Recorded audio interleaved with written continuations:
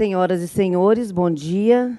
A Associação Mineira dos Advogados Trabalhistas e a Ordem dos Advogados do Brasil, Seção Minas Gerais, tem a satisfação de receber e dar as boas-vindas a todos os senhores e senhoras no Congresso Internacional de Direito do Trabalho e Tecnologia.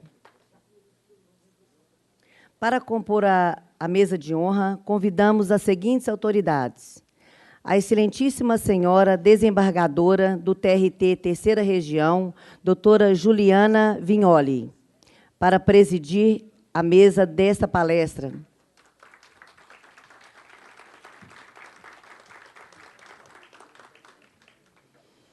Convidamos agora os palestrantes desta manhã com o tema O Mercado de Trabalho no Século XXI. O excelentíssimo senhor Dr. Davidson Malaco. O palestrante é advogado trabalhista, sócio do escritório Ferreira e Chagas Advogados, professor da PUC Minas Gerais, examinador da prova da OAB, vice-presidente da Comissão de Direito Desportivo da OAB-MG, professor e palestrante da Escola Superior de Advocacia da OAB-MG e membro da AMAT. O excelentíssimo senhor Adrian Todoli Sines, que fará sua palestra por videoconferência. O excelentíssimo senhor Geraldo Magela Melo, juiz do trabalho do Tribunal Regional, juiz do Trabalho Regional do Trabalho da Terceira Região, doutorando em Direito pelo FMG, mestre em Direito Privado da PUC-MG, pós-graduado em Direito Tributário e Finanças Públicas pelo Instituto Brasiliense de Direito Público.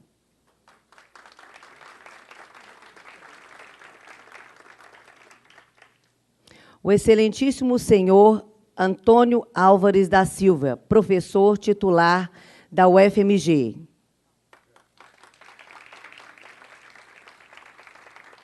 Representando a AMAT, a excelentíssima senhora Ana Carolina Reis Paes Leme. Com a palavra, a presidente da mesa, a excelentíssima senhora desembargadora da TRT Terceira Região, doutora Juliana Vignoli.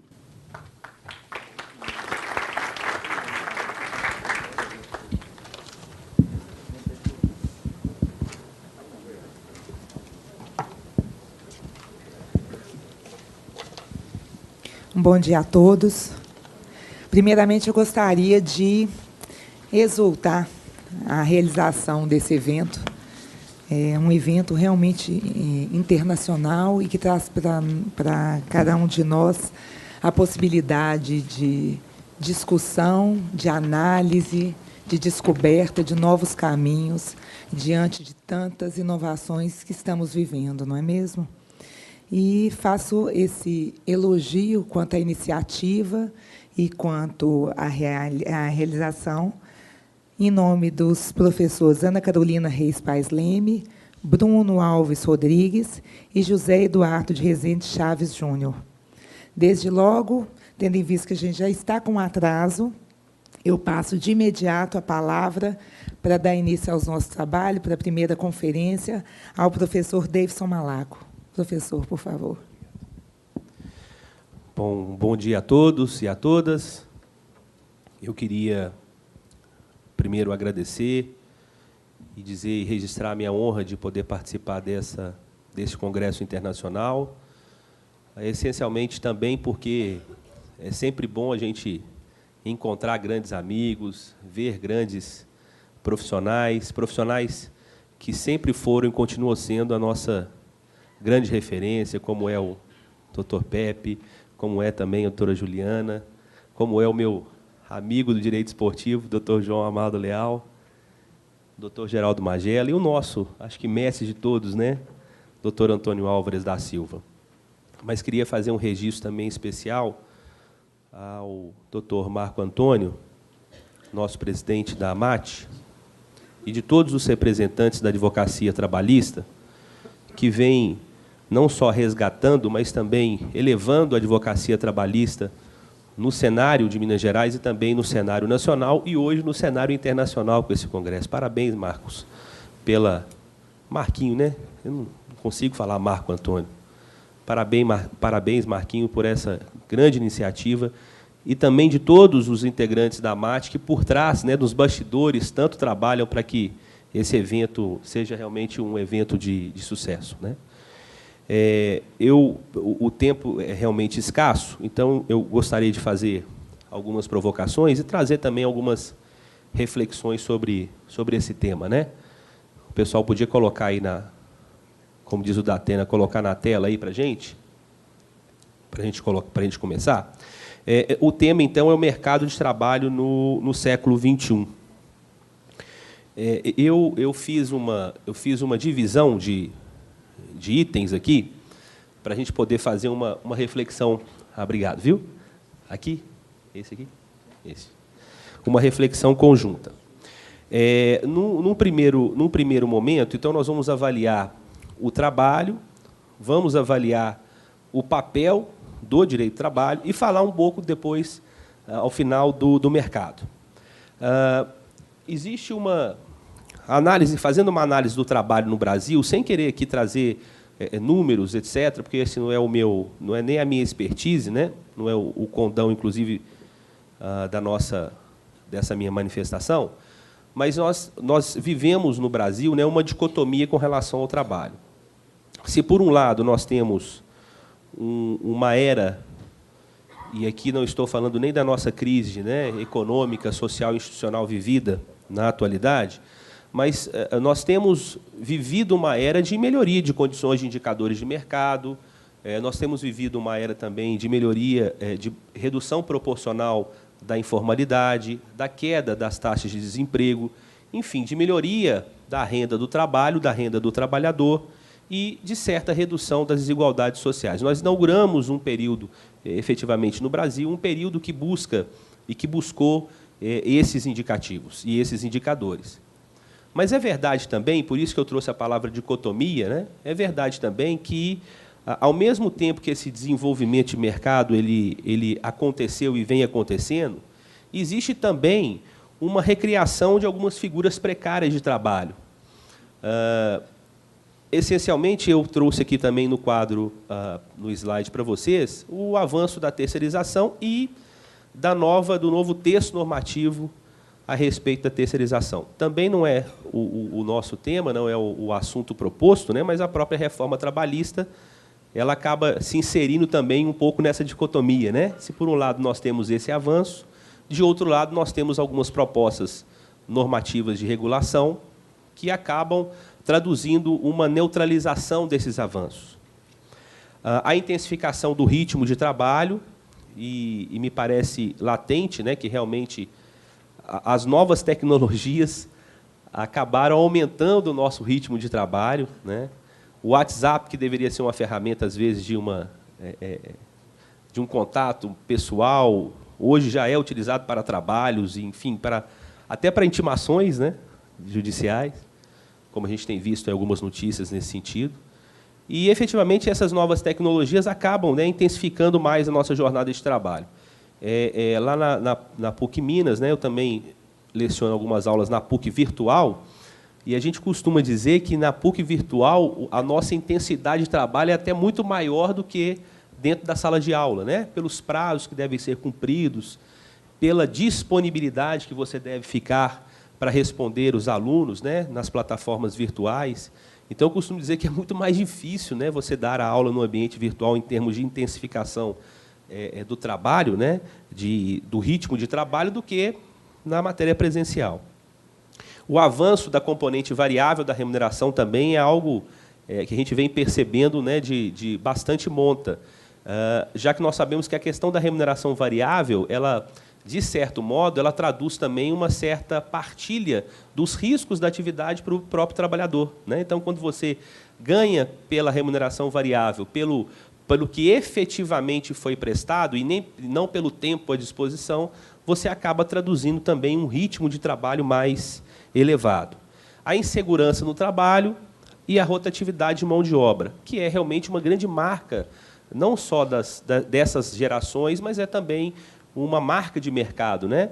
Eu me lembro, antigamente, que, vamos pegar aqui a geração dos meus pais, as carteiras de trabalho, elas traduziam, né, 2 empregos, né? Ou, às vezes, 25 anos, 30 anos no mesmo emprego. Hoje, isso é quase que impossível, né? Essa rotatividade de mão de obra ela é latente.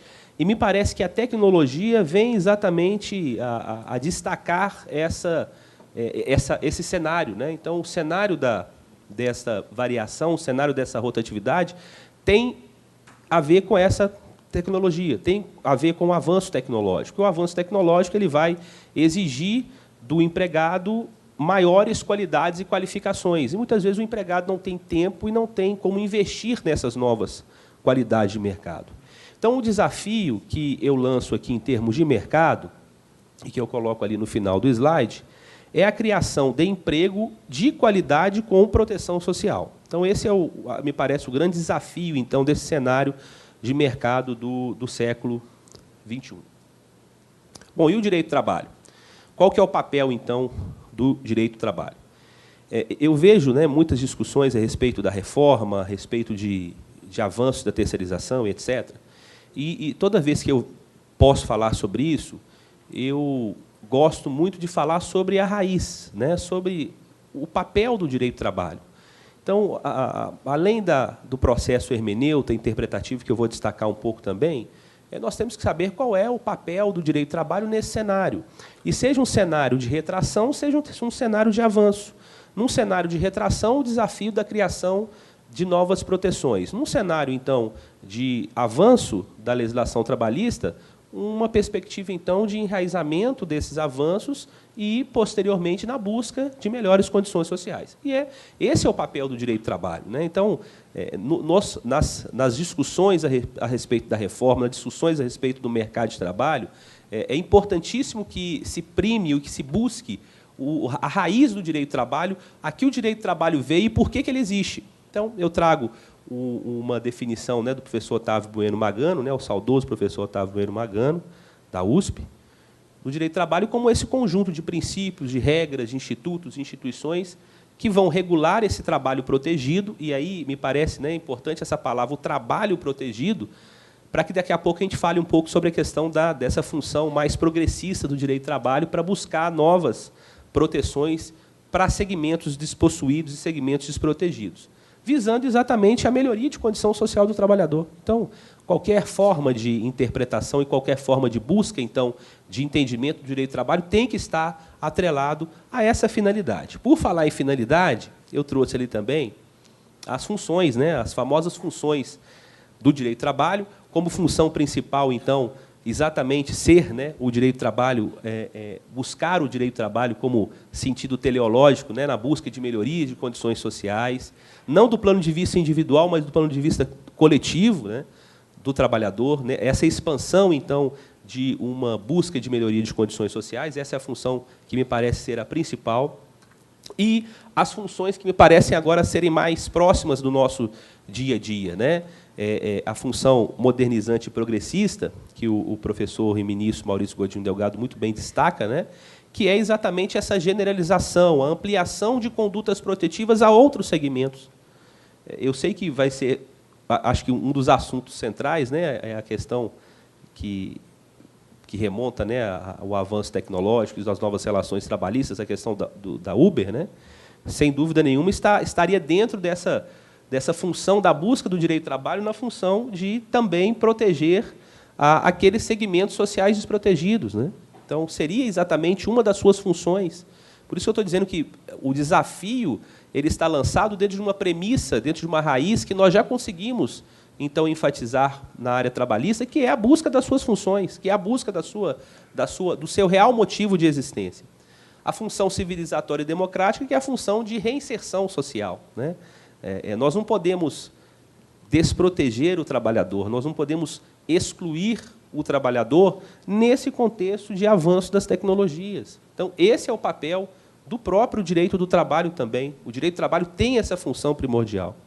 e a chamada função política conservadora, que é a função que legitima o próprio sistema capitalista, né? O direito do trabalho legitima o próprio sistema, o sistema de produção capitalista. Na verdade, ele o faz através de um equilíbrio, da busca do equilíbrio entre capital e trabalho. Mas é exatamente o direito do trabalho que legitima, inclusive, todas essas mudanças tecnológicas. Então, todas essas mudanças e as consequências dessas mudanças tecnológicas na nossa sociedade, elas devem ser legitimadas através do direito do trabalho. E, obviamente, quando eu digo que elas devem ser legitimadas, é porque elas devem cumprir o seu papel mediante as funções e mediante os princípios que regem o direito do trabalho, que foi o último tópico que eu destaquei ali para vocês, né? Não nos esqueçamos da função primordial dos princípios, e me parece que, mesmo no contexto de reforma trabalhista, os princípios serão imprescindíveis para a busca da melhor interpretação e aplicação das normas que venham a regular as nossas relações trabalhistas.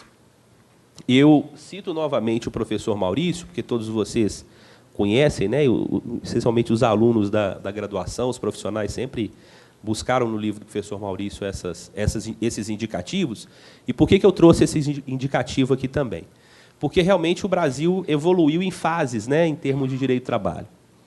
A primeira fase lá, a fase de manifestação incipiente, né, logo após a abolição da escravatura, pouca expressão normativa de construção, e aí nós pulamos esse período, né, de manifestações incipientes, não tivemos um período de consolidação, que a gente chama de período de amadurecimento, né, do direito do trabalho, nós não tivemos esse período no Brasil, e já passamos, né, a partir da década de 1930, a um período, então, de institucionalização do direito do trabalho, que é também conhecida como constitucionalização do direito do trabalho, em 1934, e aí nas constituições posteriores.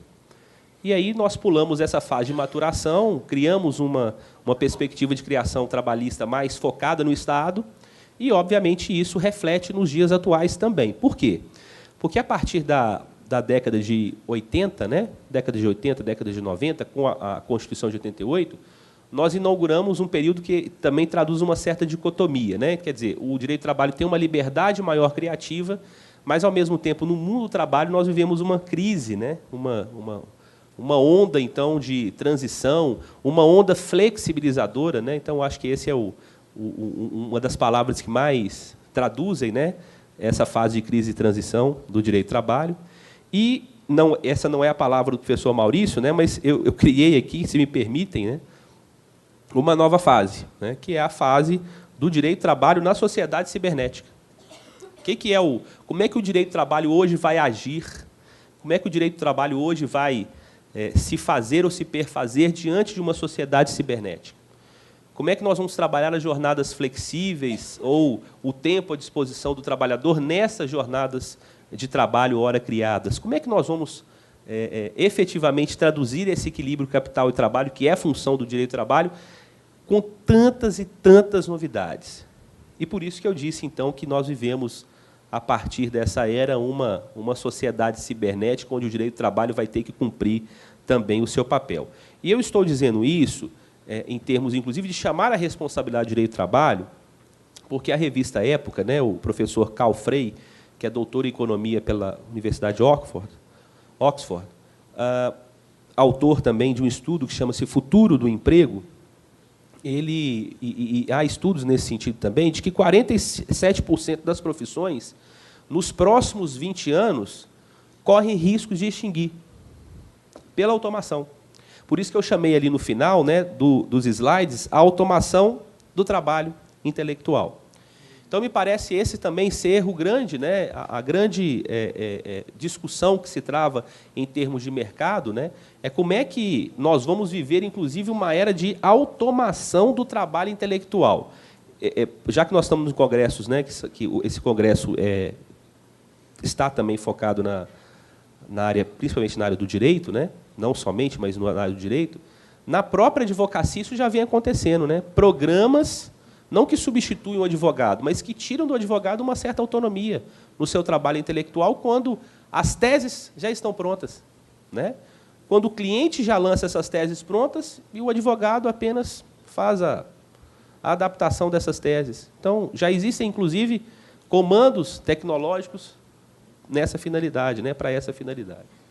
Bom, eu trago depois a questão da hermenêutica trabalhista, né, do processo de interpretação, exatamente para a busca desse melhor mercado, e chegamos a essa parte de mercado, que é a nossa parte final, então, de construção desse ponto. E por que eu trouxe essa parte de mercado? Porque existem responsabilidades compartilhadas dos atores sociais, né? O direito do trabalho não vai resolver tudo, como ele já deu sinais disso, inclusive, mas as organizações também têm um papel fundamental para isso. Eu trouxe para vocês, né, nos slides que vão estar disponíveis para todos, né, do Congresso, o crescimento das organizações empresariais, não só em termos de tamanho, mas em termos de volume de operação, né, as fusões e incorporações que fazem com que as empresas acabam tendo cada vez mais porte de mercado, mas essa, na verdade, é uma decorrência inevitável desse êxito organizacional. E isso aumenta a complexidade de quem está administrando a empresa, né? O próprio administrador também, ele não pode ser um especialista, ele também tem que ter um conhecimento generalista, né? Ele acaba tendo que conhecer tantos outros segmentos e tantos outros fenômenos científicos também. A concorrência ficou mais aguda. Se a concorrência está mais aguda, a intensidade do trabalho aumenta, a exploração, a precarização também aumenta nesse sentido, os níveis de concorrência e competitividade ficam cada vez maiores, e a gente vê isso em todas as profissões, né? Inclusive no próprio serviço público, né? Que já existe também essa concorrência em busca de metas. A sofisticação da tecnologia, sem dúvida nenhuma, é o tema central, né, desse congresso, e as taxas elevadas de inflação e outras questões macroeconômicas que são cíclicas, né, que acabam sendo realmente as questões mais potencializadas de mercado. Sem dúvida nenhuma, a globalização e a internacionalização dos negócios, isso acaba traduzindo para o mercado cada vez mais uma concorrência, né, mais do que desenfreada. A gente costuma dizer que a gente tem exemplo disso o tempo todo, né? Você vai numa loja, você vê um preço de um tênis e fala assim, nossa, é melhor eu comprar pela internet, né? É muito mais fácil, chega para mim o produto em pouco tempo, e isso pode retirar postos de trabalho, sem dúvida nenhuma. E a pedra de toque é o que eu digo, principalmente para os administradores, que hoje existe uma administração de incertezas, né? Porque antes a gente buscava estabilidades, continuidade, e hoje nós vivemos a imprevisibilidade, a descontinuidade, em termos, inclusive, de concepções macroeconômicas, políticas, inclusive, também, atualmente, né? Então, essa é necessariamente um ponto que a gente tem que destacar. E aí, buscando a finalização, né, isso já deve ter sido noticiado também, e eu fiz questão de fazer aí uma ressalva, né, em termos de destaque, né? A Uber hoje é a maior empregadora, entre aspas, porque essa definição tem que ser ainda muito bem discutida no cenário jurídico brasileiro, mas hoje ela é a maior, entre aspas, empregadora do setor privado de Belo Horizonte, né? São 20 mil representantes. Hoje, essa notícia veio veiculada agora, ontem, inclusive, no jornal O Tempo, né? Profissões que tendem a desaparecer, já caminhando aqui, a Juliana já me deu aqui uma intimação aqui, judicial, já caminhando para a finalização, mas algumas profissões realmente elas tendem a reduzir, e a gente já sente isso, né? O operador de telemarketing provavelmente vai ser substituído pela máquina, trabalhadores no setor industrial também, em termos de produção, né, os robôs, no próprio meio rural também, né, a robotização no agronegócio, cobradores de ônibus, a gente já discute muito isso, né, os próprios frentistas de posto de gasolina, já é uma realidade nos Estados Unidos, né, você vai nos Estados Unidos e você já percebe que nem frentistas existem. O próprio trabalhador doméstico já é uma incógnita, né, da sua existência, se as tecnologias, né, que ajudam o dia a dia da casa, da manutenção da casa, se potencializarem, certamente isso vai acabar acontecendo. O vendedor de porta em porta, né, que a gente falava tanto, isso nem existe mais, né? Para que você vai ter um vendedor de porta em porta e você clica lá na internet e compra o seu produto de imediato, né? Para que você vai ligar lá para o restaurante se você já tem um aplicativo que pede a comida e ela chega e você paga no cartão, muitas vezes nem precisa do cartão, você já paga já no cartão registrado, enfim. E algumas profissões e aí realmente caminhando para o fim, onde a ONU, né, estima que em 2050, né, nós vamos ter grande parte da população de idosos. Então, a criação de profissões ligadas a consultores e de gerentes do bem-estar na terceira idade.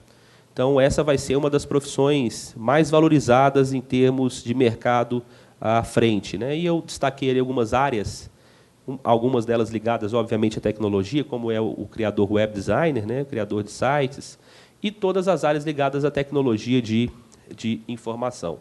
Então, esse é o cenário que nós vivenciamos, esse é o cenário que a gente tem de mercado, e não vamos fugir à responsabilidade. O direito do trabalho não deve fugir à sua responsabilidade, né, raiz, a sua responsabilidade de buscar esse equilíbrio, de buscar condutas protetivas para esses que serão as novas profissões de mercado e que trarão para o mundo também do trabalho e para o mundo jurídico, né, outras tantas discussões a respeito dessas novas profissões. Então, muito obrigado a todos pela oitiva e pela oportunidade de estar aqui nesse grande congresso.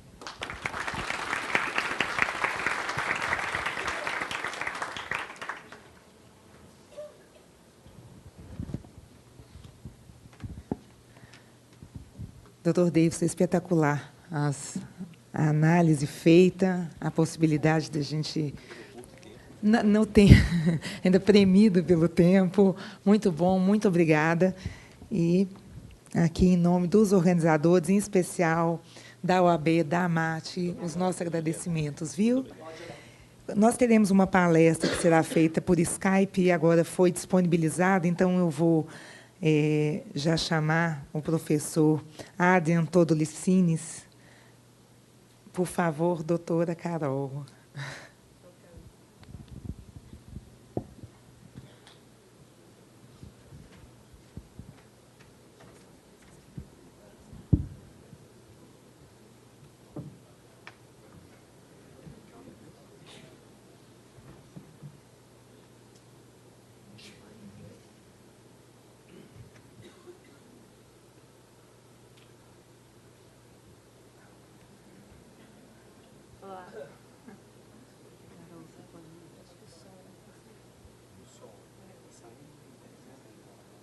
Olá, Adriana.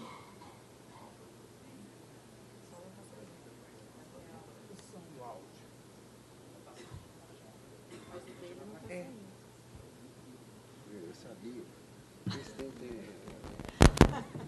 Esse negócio de tecnologia. Na hora ela falha. Toda vez que eu já precisei de informática, eu fiquei sem roupa. Um congresso de milhares de pessoas. Isso também, tá vendo? É o outro lado. Vai dar lá. Aí, viu?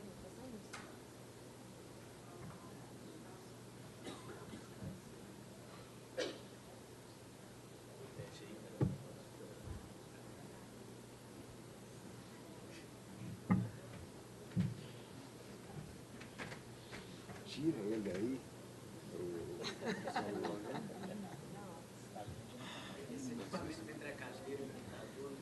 Pode ser. Quer sentar aqui? Não, tem alguma coisa. A minha profecia está cumprida, Juliana. Não, vai. Eu vou ver se eu vai ser na sequência. Então tá bom. Combinado? Já vai falar. O que nós vamos fazer?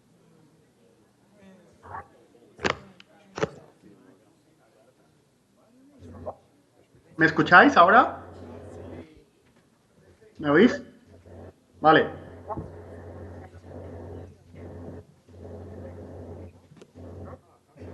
¿Ya estoy ya en la pantalla? Vale.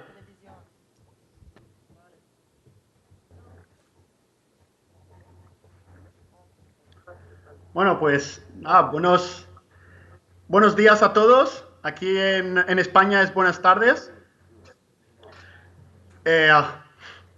Bien, eso está bien para saber que me escuchan. Bueno, la verdad es que creo que está bien esto de hacer una conferencia cuyo título es Derecho del Trabajo y Tecnología, pues utilizar la tecnología también creo que es algo positivo. Y además es positivo por otra razón. Creo que demuestra que los profesionales del derecho del trabajo no somos unos luditas que odiamos la tecnología, sino que la utilizamos de hecho. Así que, bueno, con esto, la parte negativa, obviamente, es que no estoy ahí con ustedes, que me hubiera encantado, me hubiera gustado mucho tener la oportunidad de conocer Brasil, pero estoy seguro que en un futuro podré tener la oportunidad. Y por supuesto, antes de empezar, aprovechar para agradecer a los organizadores del Congreso esta posibilidad, la posibilidad de participar, así como la posibilidad de participar en el libro colectivo que hemos hecho. Bien, y ya entrando ya en el tema en el que quiero comentar, yo voy a ser muy breve y lo primero que quiero comentar es que estamos ante un tema que creo que es crucial para el derecho del trabajo, para los profesionales del derecho del trabajo, puesto que estamos ante la esencia y es quién es el sujeto. Este tema nos lleva a recordar todos los debates que han habido históricamente de quién es el sujeto al que el derecho del trabajo debe proteger, para qué nace el derecho del trabajo, cuál es su función y a qué sujeto debe proteger.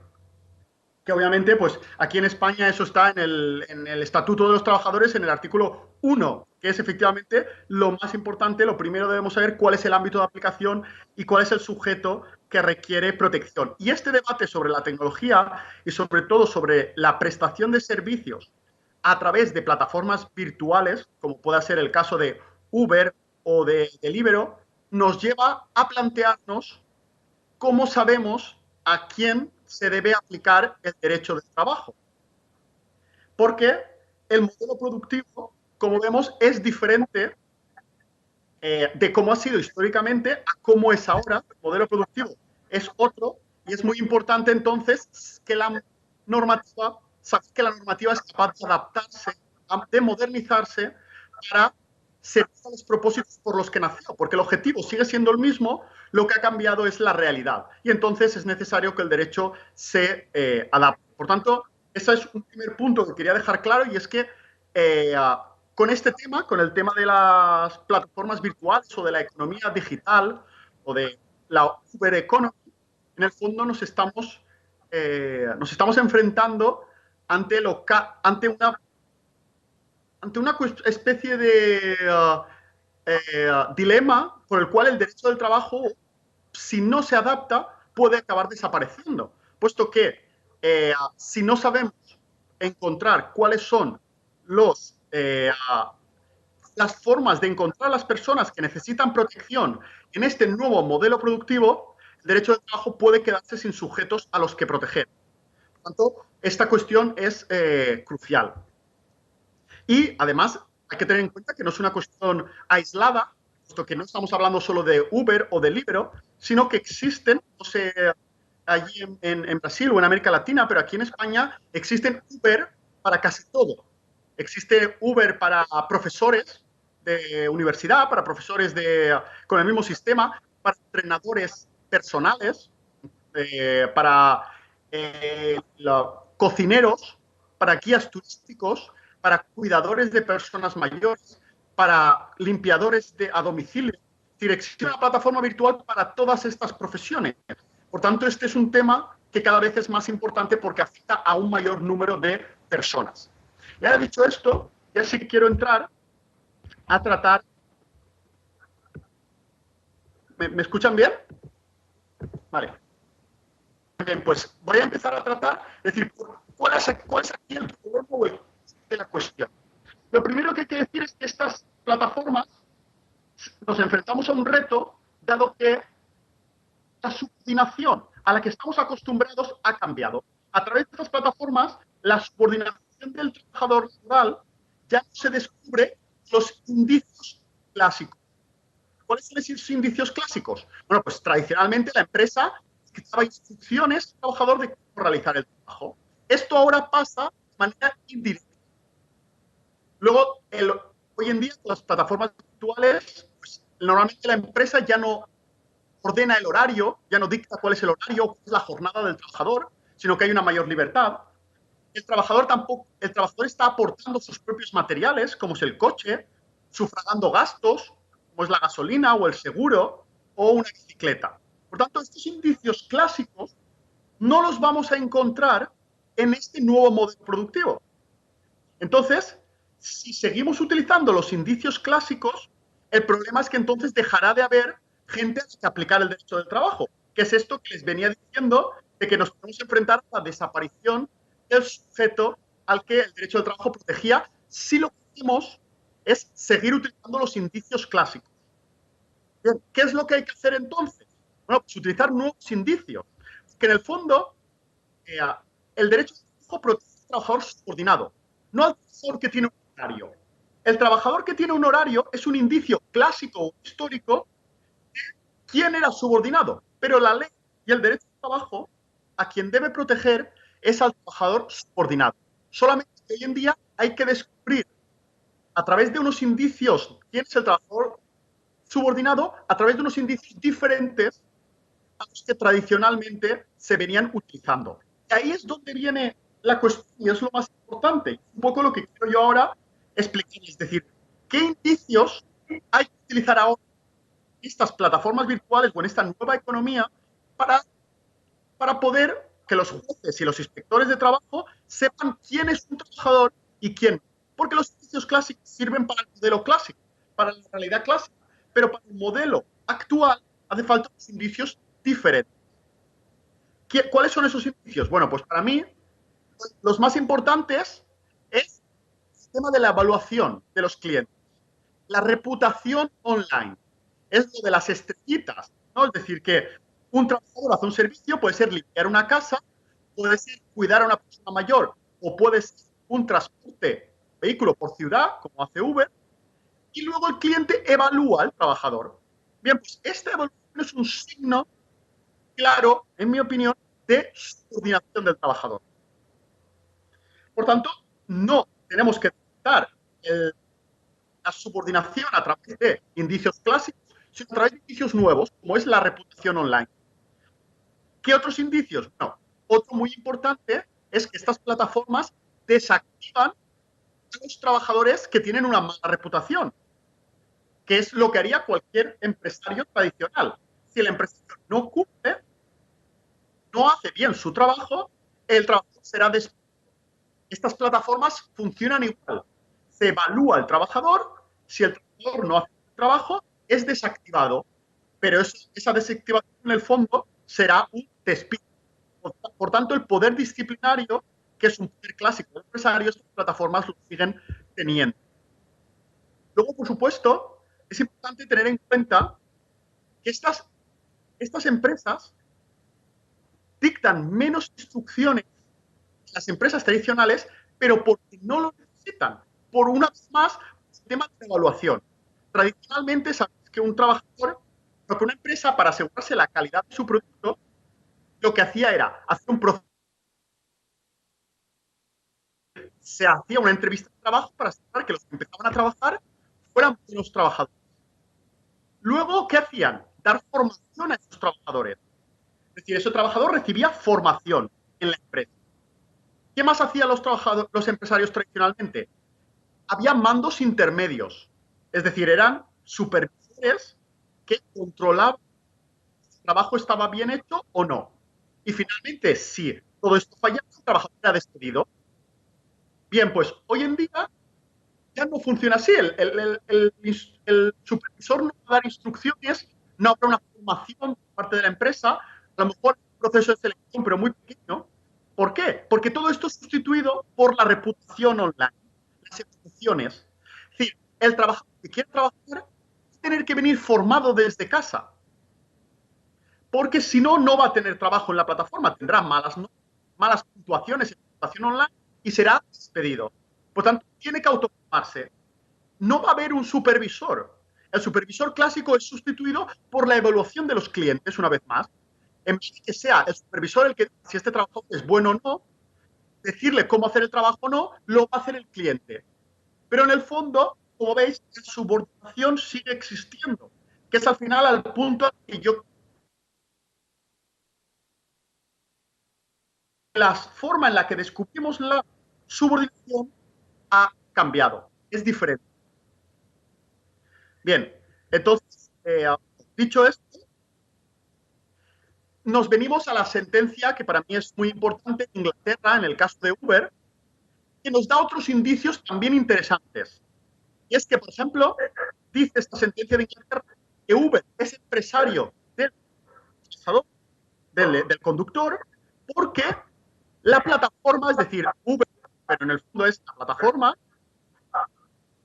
es la que controla la información clave para el negocio. El trabajador no tiene esa información, la información la tiene la empresa. Y esto va a ser muy importante para determinar, es decir, que hay subordinación porque el trabajador no tiene la información clave para desarrollar el negocio, sino que lo tiene la plataforma. Luego, por supuesto, que no hay posibilidad de crecimiento del negocio. No podemos decir que los conductores de Uber o los que limpian una casa son empresarios que no tienen derechos laborales, porque en realidad su negocio no puede crecer mucho. Ellos son trabajadores y lo que aportan es mano de obra. Y como mano de obra son trabajadores que deben ser protegidos por los derechos laborales. Y luego, por supuesto, el hecho de que la plataforma va a poder cambiar las condiciones laborales, las condiciones del contrato, y el trabajador va a tener que aceptarlas, lo cual es un símbolo más de subordinación. El trabajador va a tener que aceptarlas o si no marcharse de la empresa, marcharse de la plataforma. Otro indicio de subordinación. Y luego ya por último, el último indicio, pero que yo creo que es el más relevante, y por eso lo he dejado para el final, es la cuestión de la geneidad en la marca.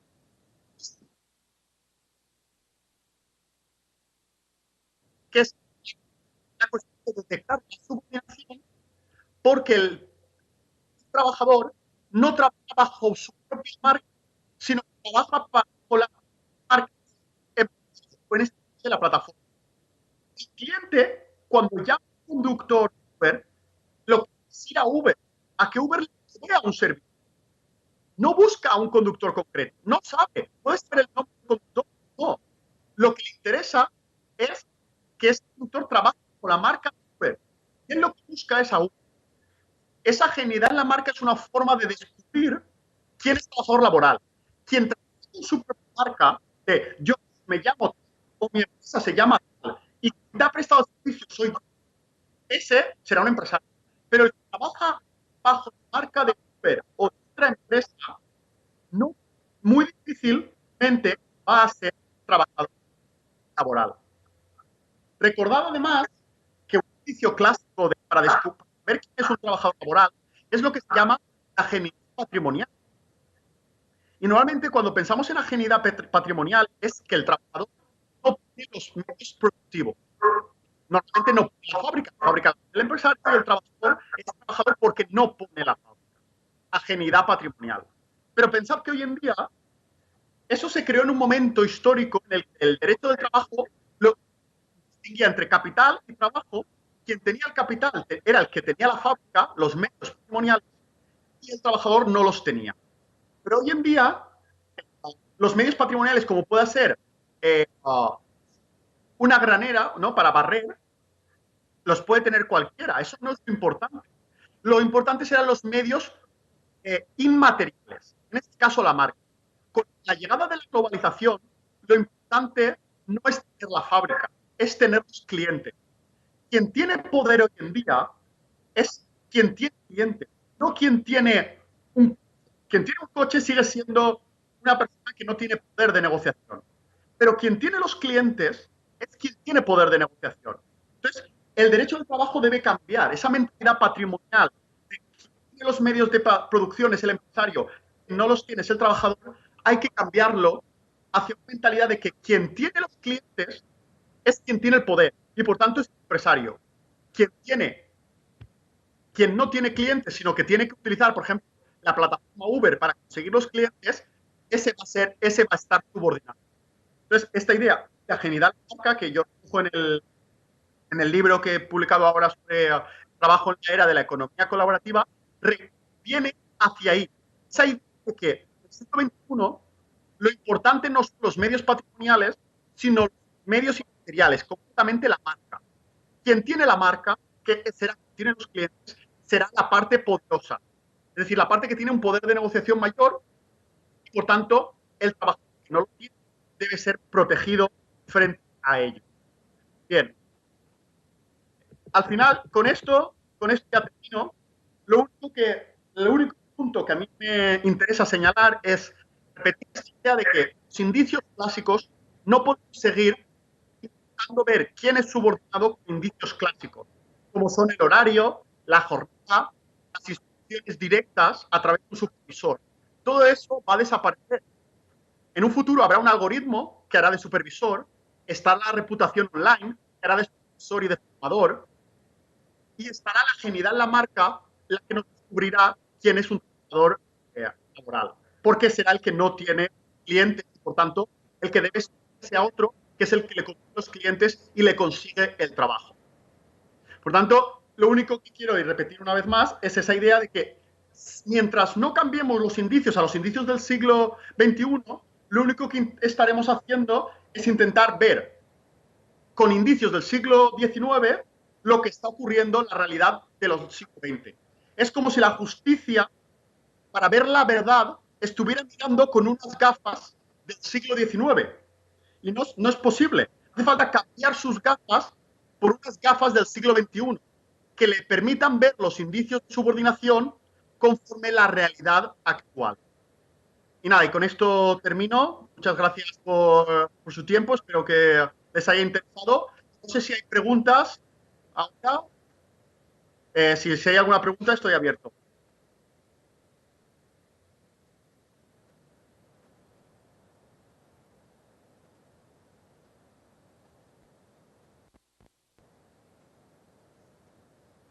De nada. Pues nada. ¿Cómo? Ah, vale, muy bien. Venga, pues nada. Hasta luego, gracias. Cualquier cosa, bueno, le pueden decir a la audiencia eso, que si cualquier cosa, mi correo electrónico me pueden escribir, que es adrian.todolí@universidadvalencia.es, que estoy abierto a sus sugerencias o preguntas. Gracias. Ya, perfecto. Muy bien. Muchas gracias. Hasta luego.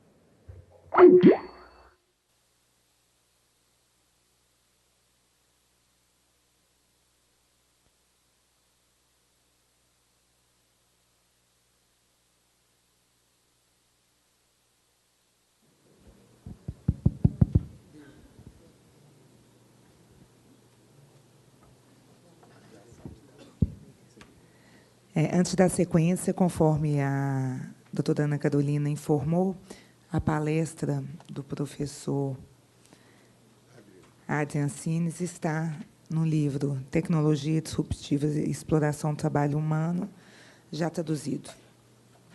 E agora, de imediato, passo a palavra ao doutor Geraldo Magela Melo. Por favor, doutor. Bom dia a todos. Eu vou falar de pé, que eu fico mais à vontade de falar perto das pessoas. Bom dia a todos. Meu nome é Geraldo, sou juiz em Sete Lagoas, aqui do lado, uma das melhores cidades de Minas Gerais, né? Não tem que puxar a sardinha. Muito obrigado ao Pepe, à Ana Carolina, ao Bruno, pelo carinhoso convite.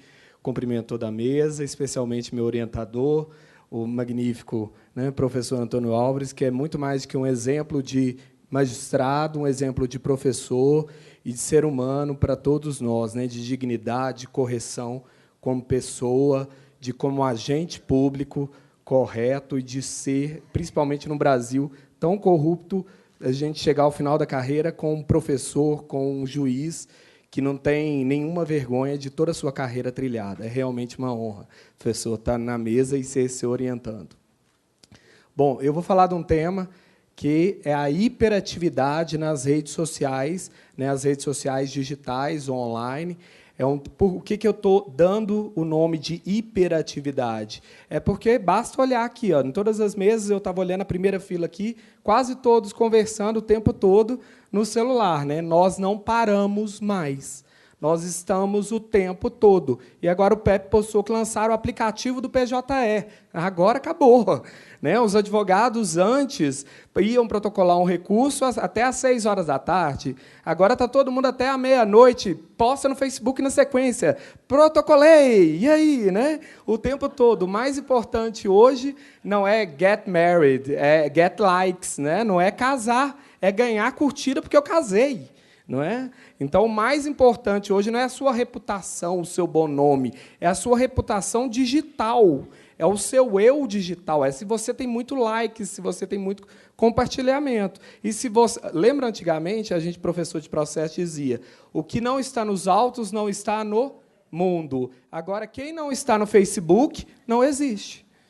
Não existe, ninguém conhece, porque tudo está lá, todas as informações, toda a discussão passa pelas redes sociais hoje, né? Especialmente no Brasil, que nós somos o segundo, a discussão se nós somos o segundo ou terceiro maior país em número de perfis em redes sociais do mundo. Atrás dos Estados Unidos está a gente. Tem uma briga com a Inglaterra aí, mas em números nós somos o segundo. Então, o nosso nível de hiperatividade é uma coisa enlouquecedora, né? Antigamente, eu falava para os alunos: quem conseguiu fazer um recurso de revista pode fazer uma festa, não é? Porque é tão difícil, ninguém passa recurso de revista. Quem fez hoje vai tirar foto no TST, porque você vai bombar, seu escritório vai para cima, você passou um recurso de revista. Né? Você existe no mundo digital. Então, vamos lá. O que seria essa hiperatividade nas redes sociais? Olha lá, redes sociais online são softwares de relacionamentos. Né? Antigamente, a gente conversava face-to-face. Hoje, a maioria das pessoas, inclusive os mais novos, preferem exponencialmente conversar virtualmente. Tem mais afinidade com o relacionamento virtual do que com o relacionamento real. Né? Então, são relacionamentos pessoais no cyberespaço.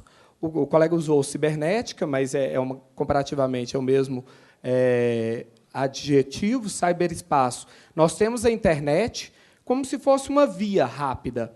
E aí, quando está todo mundo conversando, piscando farol, tem o pedágio, um carro batendo no outro, isso tudo interagindo é o cyberespaço, que é um espaço no ambiente virtual que tem conteúdo, pessoas, conversações, relacionamentos, interações e o quê? Comércio. Né? Todas as aplicações estão ganhando com isso. Possibilitam a reunião de usuários, que são pessoas ou instituições, ao redor do mundo, os quais criam os seus perfis. Né? O perfil é a pessoa vai uma autoexposição do seu eu digital. Ela vai dizer o que ela é no perfil dela. Olha, eu sou fulano de tal, trabalho em tal empresa, ou já trabalhei em tal empresa, tenho relacionamentos e vou começar a instituir os meus relacionamentos com uma ou várias pessoas ou milhares, né? Que hoje em dia, quanto mais pessoas você tiver, melhor para o seu perfil digital. E interagem, como regra, por meio de comentários, links, fotos, vídeos e mensagens. As mensagens da maioria das redes sociais hoje permitem mensagens entre os interlocutores de forma privada ou publicizada ou pública. Vamos lá. Qual que é o impacto que essa tecnologia está tendo hoje? O primeiro deles, o número de nós de conexões. Lembra como é que era antigamente, né, naquele telefonezinho de rodar? Se você fosse ligar para Portugal, para a Inglaterra, ia alguém atender do outro lado, até que transfere a ligação, caríssimo, vai cair no meio, né? Não for usar o Facebook, o Facebook não teria dado esse problema aí. Né? O Facebook ou o WhatsApp funcionam muito melhor do que o Skype hoje em dia. E aí, se você pensar o número de nós de conexões, se eu ligasse para a Thalita, ela estava lá em Cuba, e eu ligasse lá de Portugal para ela, a conexão seria em quem? Quem seriam os pontos dos nós da nossa rede? Eu e ela. Só nós dois. Então, todo o conteúdo ou a cultura trocada, o que o Pierre Levy chama de cybercultura, seria e ficaria entre quem? Nós dois. Hoje, quando eu posto alguma coisa online no Facebook, eu não estou postando só pela Thalita, estou postando para toda a minha rede de relacionamento. e toda a rede de relacionamento da Thalita. E todo mundo que for lá e curtir ou comentar vai abrir para mais outra rede de relacionamento. Na sociologia, eles têm uma teoria que diz que, assim, via de regra, a gente se conhece a cada 6 pessoas você chega na outra pessoa. Então, no máximo que você consegue manter de relacionamentos muito efetivos seriam 6. Hoje já tem vários estudos, inclusive da Austrália, tem um estudo recente feito, que você consegue manter relacionamentos virtuais efetivos, laços fortes, com até 156 pessoas. Então, você consegue se comunicar, saber se ganhou neném, se não ganhou, se casou, se não casou, com até 156 pessoas. Então, o número de conexões nosso, hoje, é exponencialmente maior, né? Radicalmente maior do que no passado. O custo financeiro, né? Porque o custo de dados, aí o Pepe vai falar, o Big Data, é um outro problema, mas em custo financeiro é muito barato. Tanto que nós estamos num país extremamente pobre, que todo mundo está no ônibus, comunicando o tempo todo no WhatsApp, no Facebook e tudo mais. O custo financeiro da comunicação, que era caríssimo, né? Quem tinha um telefone da Telemiga, a gente piorava aquilo. Né? Hoje em dia, se você piorar uma linha de telefone, o povo vai falar, vai fazer o quê com isso? Né? Ninguém nem usa telefone mais. O telefone é só para acessar as redes sociais. Então, o custo é muito mais barato. E a imediatidade é instantânea. Você manda o WhatsApp, lembra a Globo transmitindo, tinha o delay dele passando. Você manda o WhatsApp, é na hora. Né? Já dá 2 pontinhos lá que a pessoa recebeu. E o pior, você sabe se ela recebeu, se ela leu e se ela não te respondeu. Que é pior ainda, né? Ler e não responder. Porque aí você já tem um relacionamento abalado, não é? Foi abalado. Ficou vermelhinho, leu, não respondeu, não gosta de mim. Né? O aumento da informação, a cybercultura lá do Pierre Levy, né? É fenomenal. A internet hoje é a maior biblioteca do mundo. Né? Se você pensar que 95% dos conteúdos digitais são livres, todo mundo acessa artigos publicados do mundo inteiro, você olha os do Pepe, estão praticamente todos na internet, você consegue consultar tudo, isso é fantástico, gente. Né? E se eu gostei de alguma coisa do Pepe, eu vou lá, copio e colo e já compartilho na minha rede, que já pode sair compartilhando para um monte de gente. Então, a colaboração, né, o conhecimento coletivo que o Pierre Levy fala, é fenomenal. De você poder, principalmente, eu acho que os professores, é fenomenal a ideia do professor estar nas redes sociais. Porque antes eu não tinha acesso, quem não era da UFMG, nunca tinha acesso ao que o professor Antônio Alves falava, os professores de lá falavam. Hoje, a maioria deles estão no Facebook, postando o dia todo, as opiniões e comentando. O YouTube é fantástico em termos de rede social que disponibiliza conteúdos. Né? Tá aí esses professores da Unicamp, da USP, da UFMG, todos no YouTube, postando aulas o tempo inteiro. E isso é um fenômeno cultural fenomenal. Interação. Antes a gente conversava com o vizinho da esquina, tinha aquela dona na porta da casa olhando quem passava na rua. Hoje, se você passar lá, com certeza ela está com o quê? Um celular na mão, olhando o Facebook. Né? Todas as mães nossas que já aprenderam a mexer estão entusiasmadíssimas com o dedinho, né? Passando o dia inteiro. São quase 3 bilhões de perfis em redes sociais. O Facebook, se fosse um país, seria o maior país do mundo. São 2 bilhões e 500 milhões de usuários. É muito mais gente que a China. É muito importante o Facebook hoje. A ausência de fronteiras físicas. Né? Hoje nós comunicamos com todos. A Thalita estava lá em Cuba, eu em Portugal, curtindo e comentando o que ela estava fazendo lá, e nós dois com perfis brasileiros.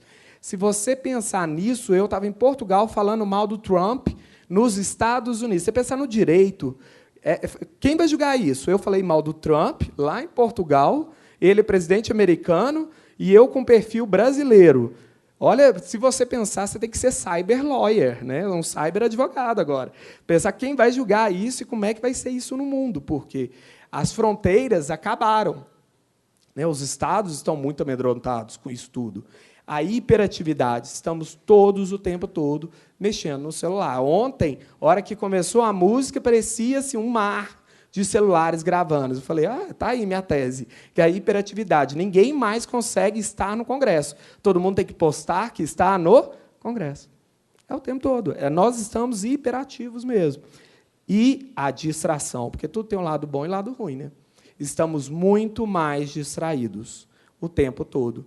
Hoje, a maioria das pessoas tem muita de quem é professor, então sabe. Os alunos não estão prestando atenção. Né? Então, ou prestam atenção meio termo, porque é prestando atenção no que o professor está falando e na interação online aqui ao mesmo tempo. Né? Ou todos eles interagindo ao mesmo tempo, que é fantástico em termos de comunicação e aterrorizante em termos de conhecimento. Né? Em que nós vamos nos tornar sociedade como futuro.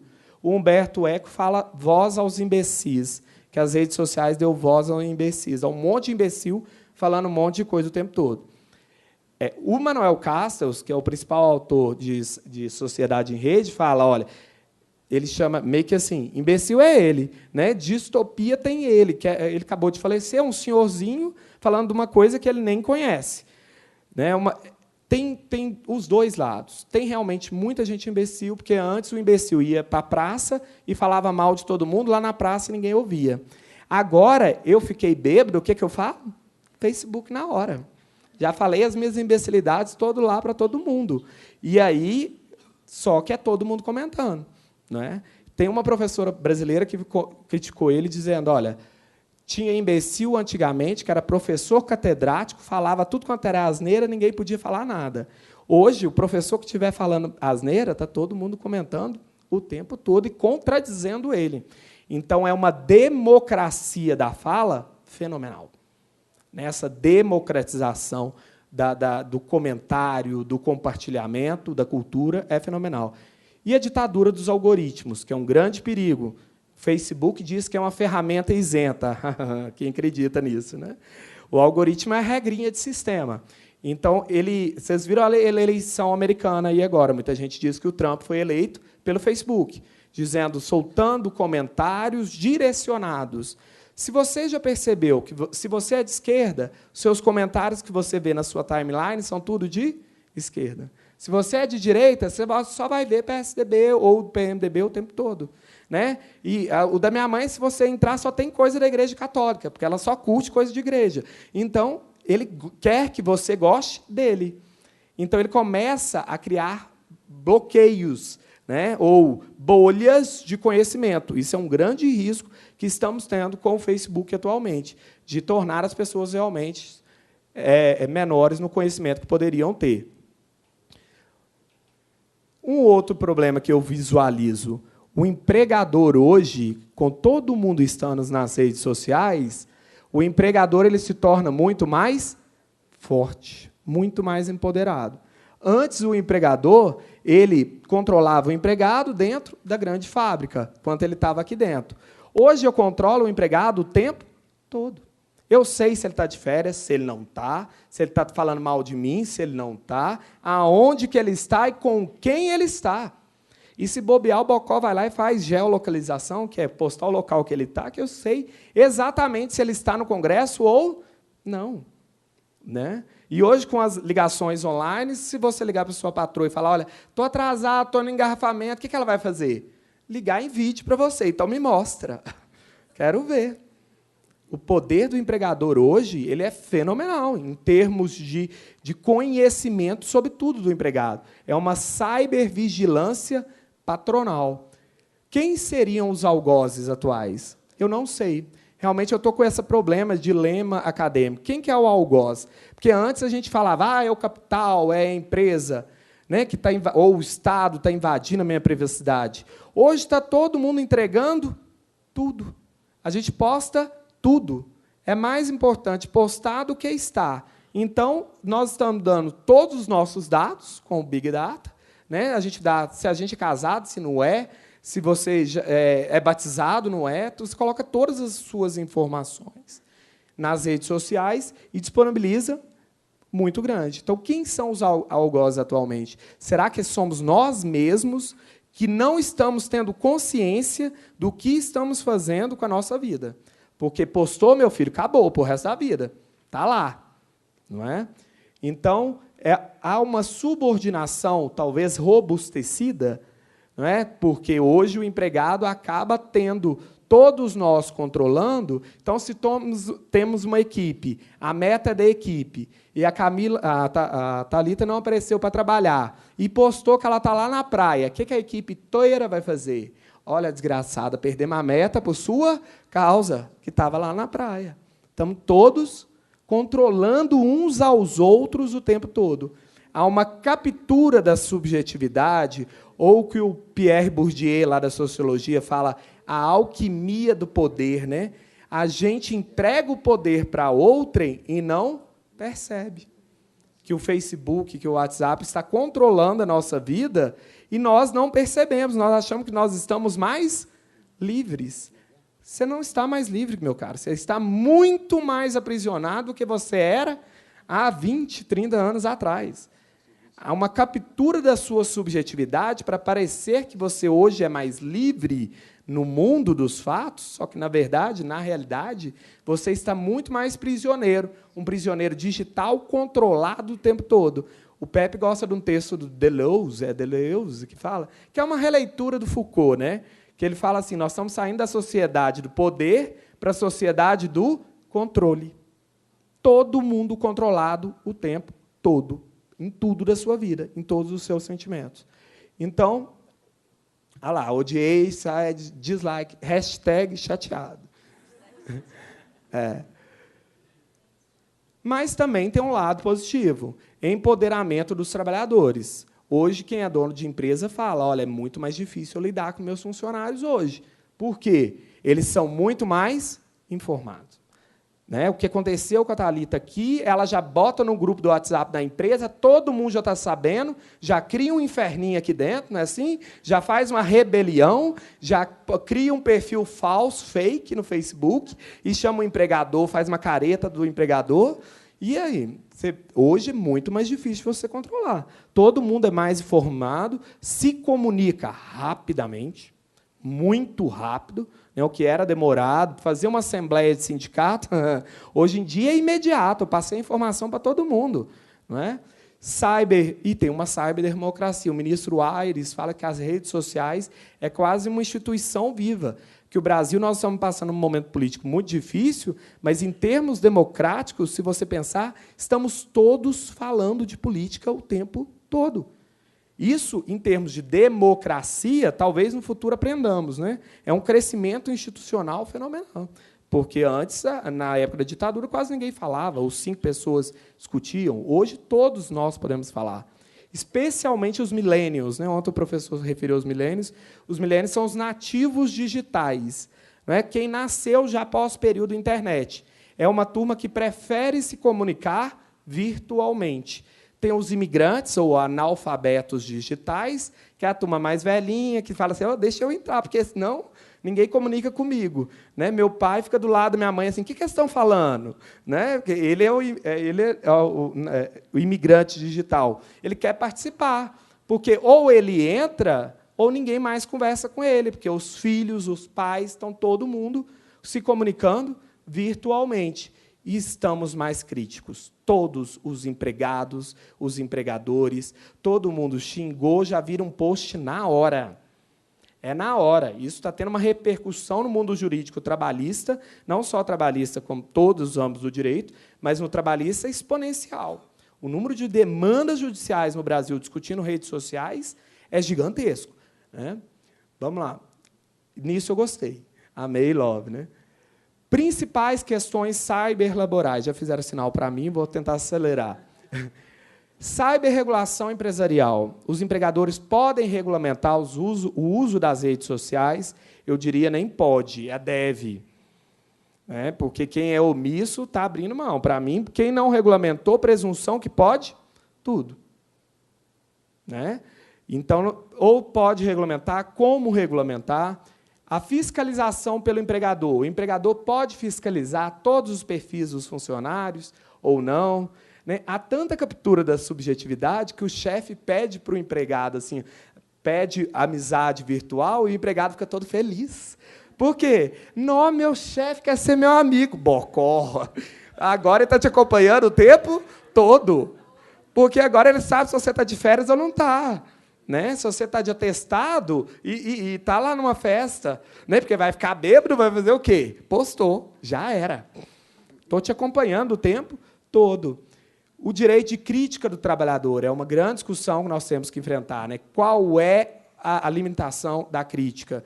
Talvez os Estados Unidos seja o país que esteja mais avançado nisso. Lá, realmente, eles têm uma ideia de liberdade de expressão muito grande. Aqui, no Brasil e na Europa, nós realmente somos, ao meu sentir, atrasados com a liberdade crítica, porque a maioria dos juízes, advogados, vão dizer o seguinte: ah, você tem liberdade crítica, ah, mas não pode ofender. Ah, então, meu filho, não é assim? Ah, você pode falar mal, mas não fala mal assim, não. Né? Nós temos que compreender o que é crítica.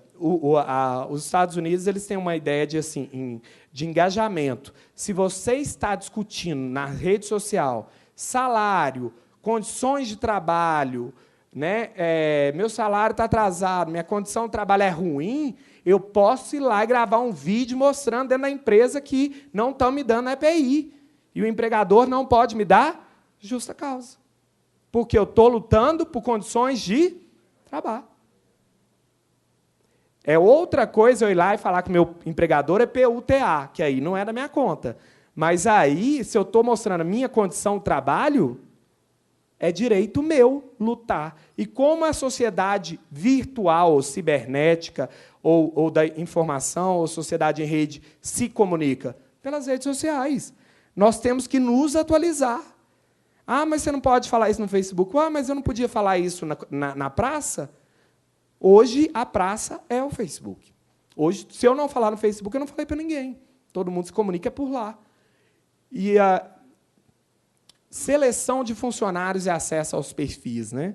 Hoje, os selecionadores estão virando verdadeiros investigadores. A professora Tereza, que está ali, ela tem uma frase que é assim: olha, se o empregador não podia contratar antes um vigia para me procurar, ver o que eu estava fazendo, então, teoricamente, ele não poderia vasculhar ou bisbilhotar, né, professora, é o termo que a senhora usa, todos os perfis meus, porque são meu perfil privado. Ah, mas você publicizou isso. Bom, aí vai ter uma grande discussão. Né? Se eu publicizei para a minha rede de relacionamentos, eu publicizei para o meu empregador também, que não é nem meu amigo, ou o meu futuro empregador, será que ele deve, ou aquele princípio lá da boa-fé, que fala que as empresas têm que ser éticas, que têm um dever de lealdade ou de informação, que antes de você verificar, você deveria informar ao candidato que vai fazer o vasculhamento dos perfis. Porque você fazer isso sem avisar, no mínimo, para mim, eu penso, ser deslealdade. Não é? Porque não é um procedimento. E fora que você está criando, provavelmente, fazendo isso para o quê? Para discriminar. O cyberbullying. O cyberbullying é o assédio moral que é passado para a internet. Há 2 semanas, uma bombeira nos Estados Unidos se suicidou, porque os coleguinhas fizeram uma página dela no Facebook, zoando, né, o termo que os americanos usam é o joking, zoando ela, um termo mineiro, no Facebook. Ela se suicidou por esse assédio moral no cyberbullying virtual. Isso está repercutindo demais no mundo do trabalho. Jornada de trabalho e ultraatividade. Os advogados, então, estão enlouquecidos. Juízes, né? Nós estamos em qualquer lugar do mundo trabalhando com PJE e tendo que postar isso o tempo todo. E a jornada, o WhatsApp, que não para mais o grupo de trabalho da empresa. Eu estou meia-noite olhando, e o chefe, que 6 horas da manhã, já manda a meta do dia no grupo do WhatsApp da empresa. Está todo mundo trabalhando? Aquilo é jornada ou não? E o outro grande problema, competência jurisdicional da Justiça do Trabalho. Eu estou vendo várias decisões, Pepe, que me assustam. Eu gosto da Constituição, e o povo esquece de olhar o 114. Todos os fatos que têm origem na relação do trabalho, quem tem competência? Pela Constituição Federal, chama Justiça do Trabalho. Só que o povo ainda pensa, olha, não, mas aqui, se eu for ajuizar a ação, vou ter que chamar o Facebook, vou lá na Justiça Comum. Por quê? A Constituição Federal não fala mais empregado, empregador, mudou desde 2010. Só que nós temos que contar isso para todos os advogados, para todos os juízes, para todos os tribunais, né? Que a Constituição, desde a emenda 45, Mudou. E a competência agora é em razão da matéria. Relação de trabalho. Se a postagem teve origem em uma relação de trabalho, se eu estou falando de trabalho, quem tem que julgar? É juiz de trabalho. Nós não podemos ter medo de ajuizar isso, não. Eu vou arrolar o Facebook, porque a empresa criaram um perfil falso da empresa no Facebook, falando mal do ambiente de trabalho. Se a empresa quer tirar aquilo, quem tem que dar a ordem? É juiz do trabalho. É a origem em relação de trabalho. E o povo é juiz na justiça comum. E o que a justiça comum faz? Declina? De jeito nenhum. Né? Ninguém declina competência hoje em dia. E nós não acordamos que a justiça do trabalho tem que julgar isso. Nós temos que nos tornarmos ou cyber lawyers, cyber juízes, o que for, e aprender o marco civil da internet, que fala que o juiz, e não fala qual juiz. Por quê? Porque se for matéria eleitoral, é o juiz eleitoral, se for matéria de trabalho, é o juiz do trabalho. E se for matéria de família, é o juiz de família. E o povo está distribuindo isso no juizado especial ou no TJ. Não dá para acreditar. Você acha um monte de decisões do TJ de São Paulo, falando de matéria trabalhista, mandando pegar coisa do WhatsApp ou do Facebook, que era relacionado ao trabalho. Tá? Então, Deus nos ajude todos. I need help. Eu ia passar só a frase final aqui, que é do meu orientador lá de Campinas, de Coimbra, o professor que falou ontem. Olha lá a frase dele. Segundo um velho e sábio provérbio, o que o teu inimigo não deve saber, não o digas ao teu amigo.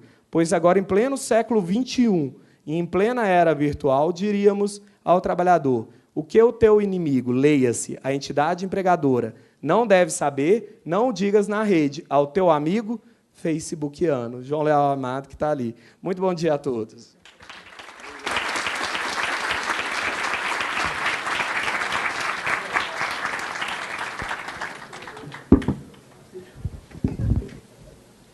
Maravilhoso, doutor Geraldo. Maravilhoso. Parabéns, e aqui com os agradecimentos nossos. Da OAB, da MAT. Muito obrigada pela participação. Muito bom. Na sequência, iremos ouvir, finalizando o nosso painel sobre mercado de trabalho no século XXI, colega e professor, doutor Antônio Álvares.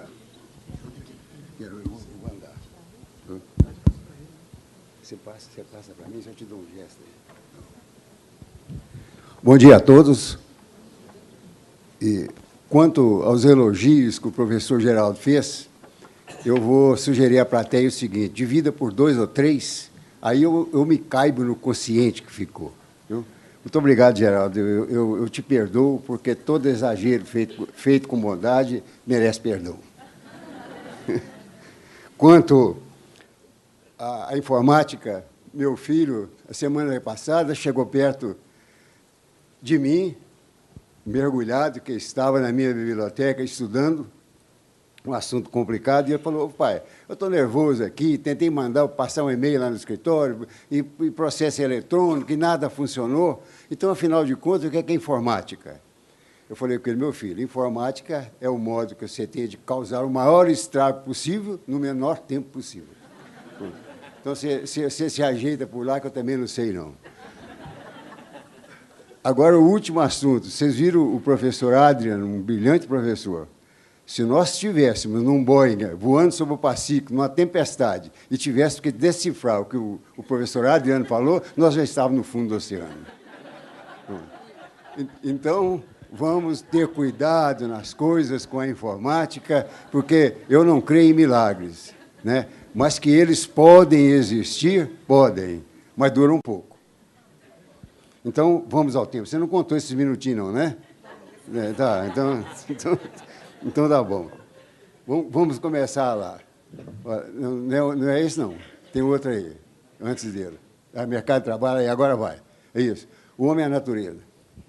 Eu quero chamar a atenção dos meus colegas sobre o que nós vamos discutir aqui. É tecnicismo. Então, nós temos que ser técnicos. Eu vou descer aqui com cuidado, né? Porque, afinal de contas, não posso cair na frente da plateia. O homem é a natureza. Qual a relação do homem com a natureza? Total. O que o homem é? Um pedaço da natureza. Então, há uma comunicação. No instante que nós esquecemos de que nós somos a natureza, nós nos damos mal. E como que é esse relacionamento do homem com a natureza? Diferente dos animais. Porque o animal vive numa coordenação com a natureza. O animal não domina a natureza, ele vive da natureza. Toda vez que você derruba uma árvore, você prejudica um outro ser vivo que não pode reconstruir aquela árvore. Agora, o relacionamento do homem para o nosso bem ou para o nosso mal é um relacionamento com a natureza de subordinação.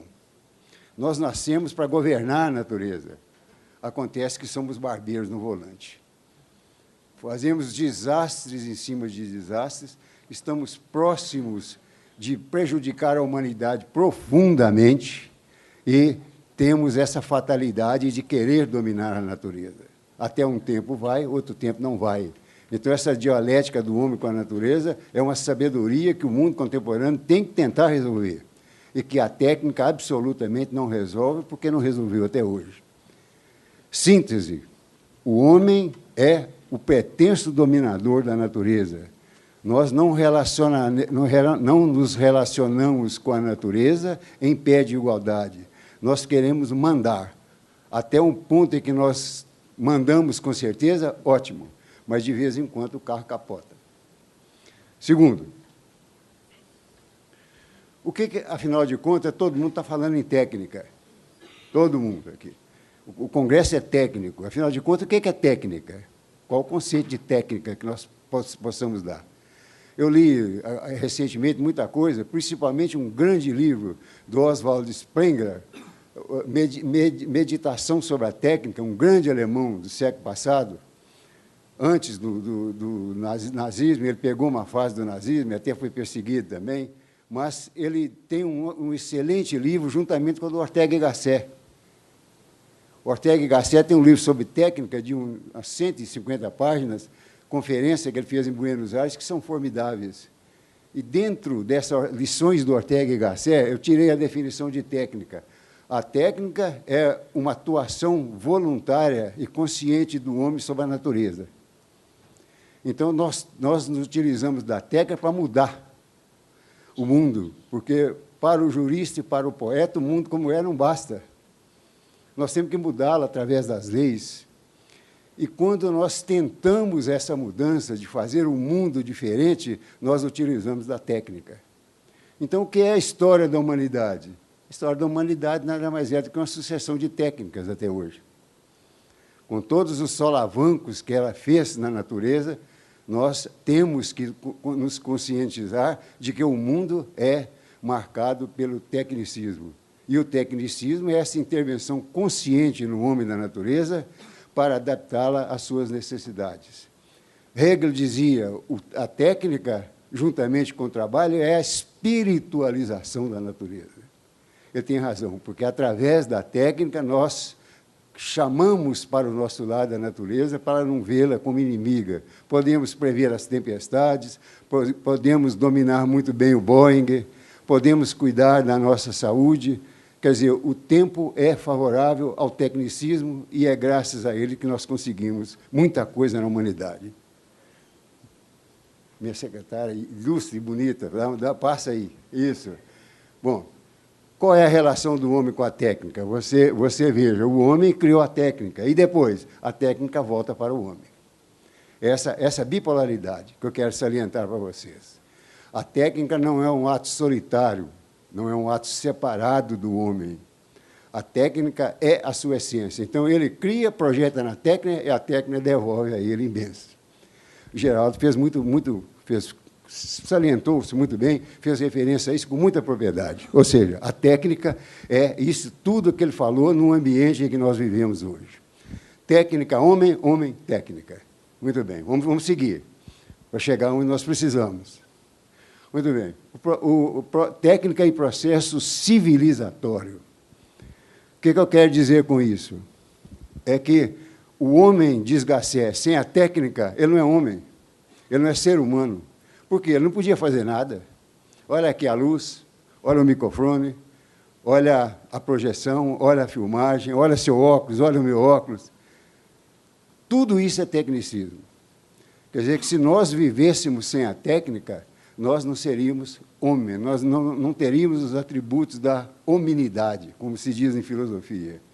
Agora, para dominar isso é que é o problema. Até que ponto isso vai ser dominado, nós também não sabemos. Mas também sabemos que, pela negativa, nós não podemos viver sem técnica. Muito bem. Então, vamos continuar. O pós-moderno. O que caracteriza o pós-moderno?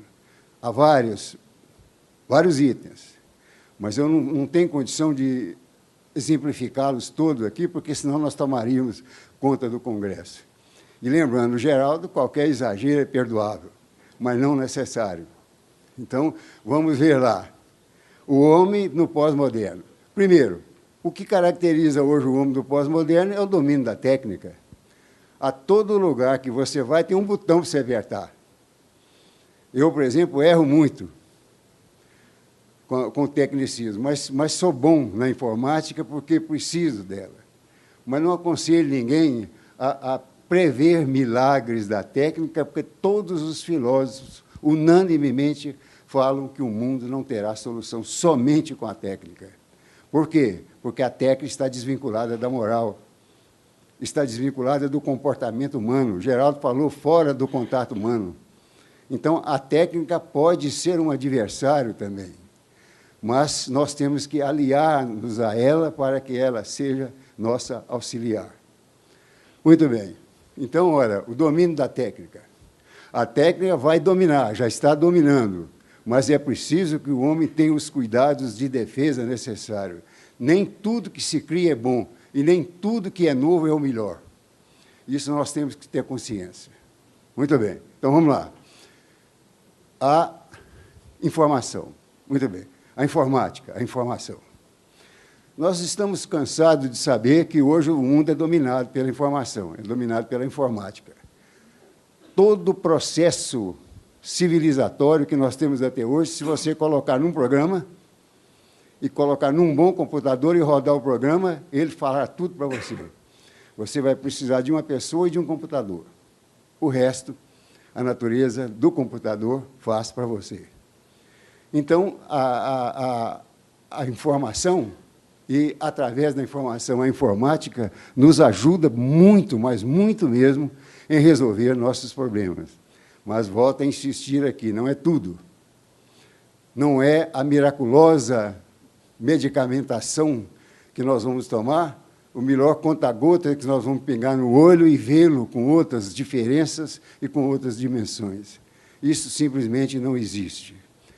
Agora, a informática é uma realidade inadiável, e nós temos que conviver com ela, mesmo que ela faça aquilo que eu defini para o meu filho, a maior asneira no menor tempo possível. Aliás, um dia me perguntaram num debate, pessoa, como é que é? Você é juiz e você acha que os juízes estão demorando demais a julgar? Como é que o senhor faz? Qual a solução que o senhor dá? Eu falei assim, vamos colocar o juiz informático, é o que faz a injustiça em menor tempo possível. Muito bem. Podemos conciliar isso? Podemos. Podemos correr, mas não precisamos de capotar o carro. Nós temos que ir devagar com as coisas. Então, a informação é isso, a informação, a informática, o mundo contemporâneo. Depois, o Geraldo falou um pouco sobre isso. Quais são as características básicas da informática no mundo contemporâneo? Primeiro, o conceito de tempo e de espaço acabou.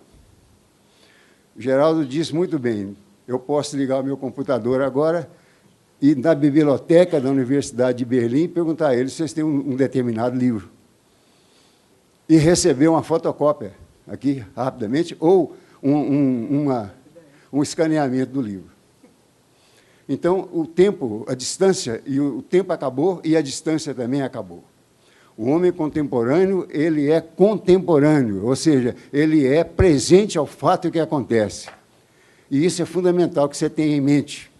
Porque, por exemplo, o judiciário é uma instituição baseada no fato sucessivo. Eu julgo aqui, vem um juiz para corrigir o que eu julguei, vem um terceiro para falar se está certo, vem o quarto para falar não sei o que mais sobre o processo, e, no fim, eu tenho 6 volumes e nenhuma decisão. é o chamado fato sucessivo. Se nós adotássemos o fato concomitante no judiciário, seria a coisa bem diferente, porque o fato concomitante te obriga a estar junto a ele. Portanto, o fato é crítico de você e você é crítico do fato. Isso é uma grande conquista para a humanidade, sem dúvida nenhuma. Agora, depois disso tudo que você está vendo, aí agora nós entramos no mercado de trabalho no século XXI. Características e condições de acesso. Vocês não ouviram do Geraldo, de todos os assessores, lembram nas obras do meu querido Pepe? Nós vivemos na época da informática. Muito bem. O trabalho no século XXI. Para você falar em trabalho, você tem que falar em trabalhador. E para esse trabalhador entrar no século XXI, ele tem que ser dotado de técnica, ele tem que ter instrução. Agora, eu não sei como é que nós vamos fazer com o nosso trabalhador rude, aquele que só sabe pegar a massa e fazer a parede. Ele vai participar da sociedade técnica? Ele vai participar do mundo contemporâneo? Esse homem está excluído, brutalmente excluído da história. Porque a técnica se ensina onde? Na universidade, nos cursos de pós-graduação, nos cursos de aperfeiçoamento. E a esses cursos tem acesso o trabalhador brasileiro? Não tem, porque não pode ter, ele não dá conta.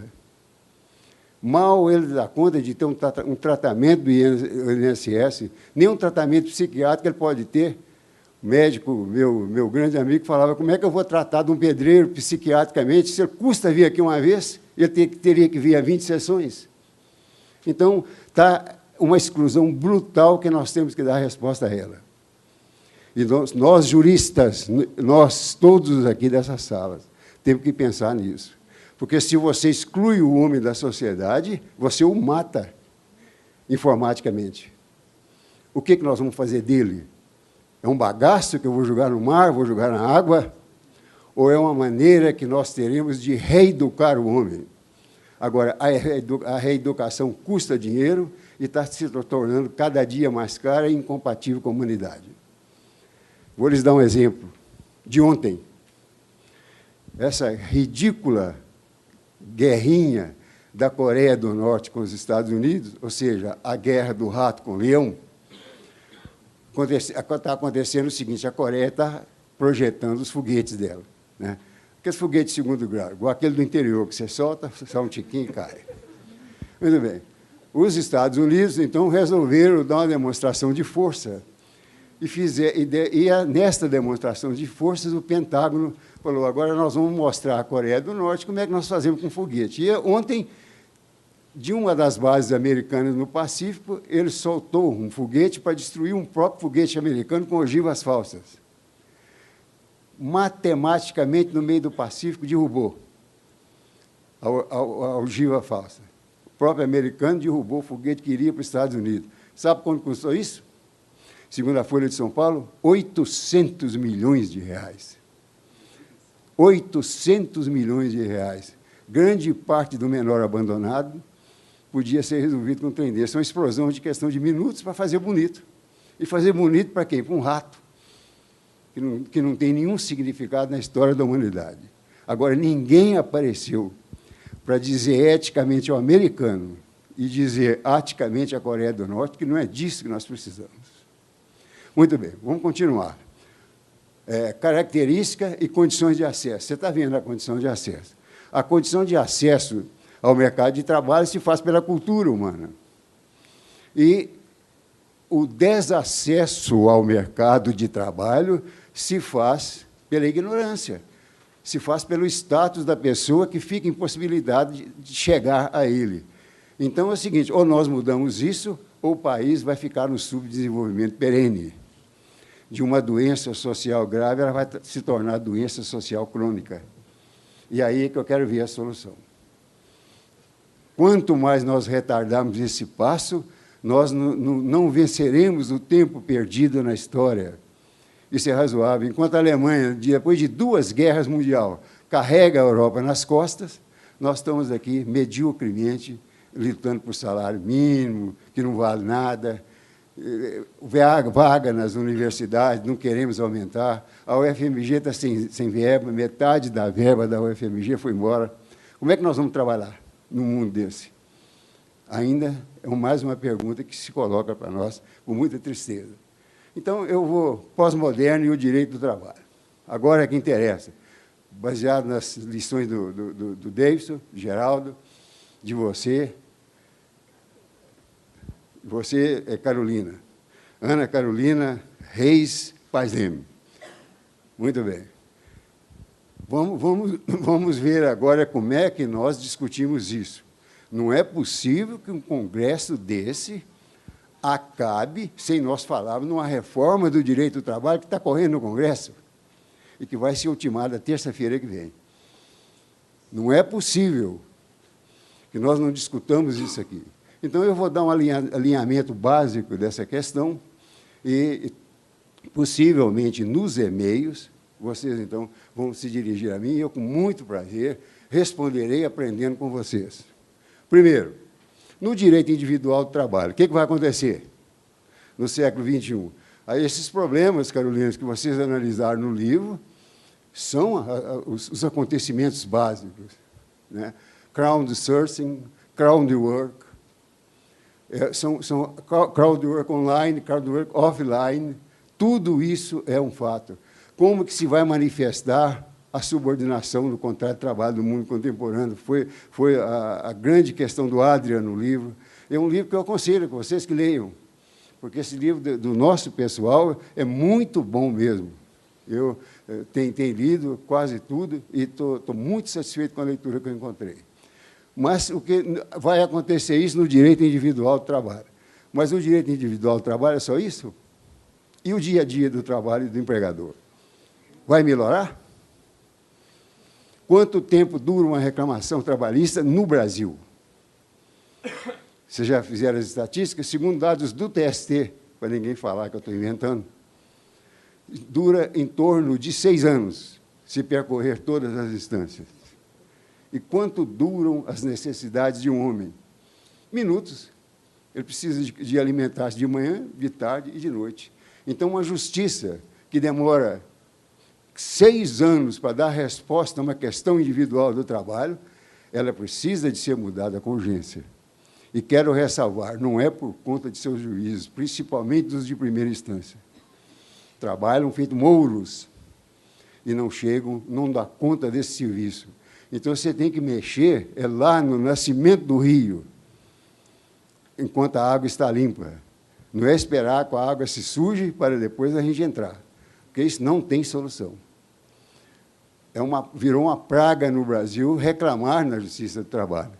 Então, nós temos que dar um jeito de uma solução alternativa e deixar para o nosso abnegado juiz do trabalho, principalmente o de primeira instância, para solucionar aquilo até o ponto que ele pode solucionar.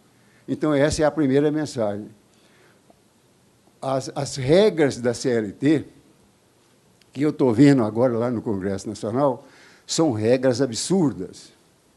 Elas complicaram a CLT de uma tal maneira que chegou a ponto do TST falar que há 80 lesões ao trabalhador. Logo o TST falou isso, 80 lesões ao trabalhador. Vocês já leram o anteprojeto?